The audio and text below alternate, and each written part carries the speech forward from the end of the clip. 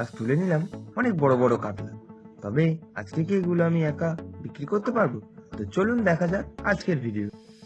Hello friend, আমি সৌম্য। আমি মাছ বিক্রি করি। তো প্রতিদিনের মতো ওয়েলকাম হয়ে গেল সবার আমার আজকের মিনি ব্লগে। আজ আরতে একটু তাড়াতাড়ি চলে এসেছিল, কারণ আমার নেওয়ার ছিল কিছু বড় বড় কাতলা মাছ। তা আমার এক বন্ধু এসেছিল আমার সাথে, তার জন্যই কিনেছিলাম বড় বড় 4টে কাতলা মাছ। সেগুলো তাড়াতাড়ি করে কাটিয়ে নিয়েই আজকে তাকে দিয়ে দিলাম। আজ রাস্তায় অনেক কুয়াশা পড়েছিল, তাই সেরকম কিছুই দেখা যাচ্ছিল না। তাই আস্তে আস্তে করে মাছ কেনা শেষে বাজারে চলে এলাম। আজকে একটু দেরিও হয়ে গিয়েছিল।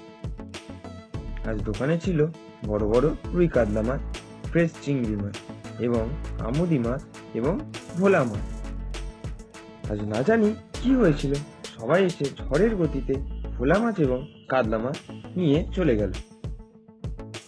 তারপরে বেশ কিছুক্ষণ বসেছিলাম। তারপরে এক দাদা এসে ফের 1 কিলো ভোলা মাছ নিয়ে নিল। তাই তার ভোলা মাছটি ঝটপট করে কেটে তাকে প্লাস্টিকের মুড়ে দিয়ে দিলাম। তারপরে এক দাদা এসে একটা রুই কাটা ছিল, যে রুই কাটাটা দাম দস্তুর করে কেটে নিয়ে চলে গেলেন।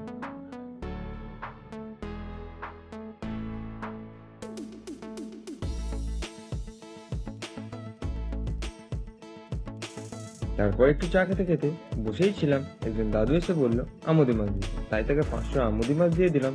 ইতিমধ্যে আর একজন কাকু এসে বললেন একটা বড় রুই জাস্ট হাফ করে কেটে প্যাকিং করে দিতে। তাই তো একটা গোটা রুই তাকে হাফ করে কেটে প্যাকিং এর মধ্যে করে তাকে দিয়ে দিলাম। তারপরে পাশের দোকান থেকে বললো যে একটু পাবদা মাছ ঝটঝট করে কেটে দিতে। তাই 1 কেজি পাবদা মাছ আমাকে দেওয়ার ফলে আমি তার সাথে ঝপঝপ করে কেটে প্যাকিং করে দিয়ে দিলাম। তারপরে একটা কাকি এসে বললে আমার পুরো একটা গোটা রুই লাগবে। তাই লাস্টে একটু গোটা রুইটা সেই কাকিকে ঝটঝট করে একদম সুন্দর সুন্দর মোটা মোটা পিস করে দিয়ে কেটে দেওয়ার পরে সেই কাকি নিয়ে চলে গেলেন।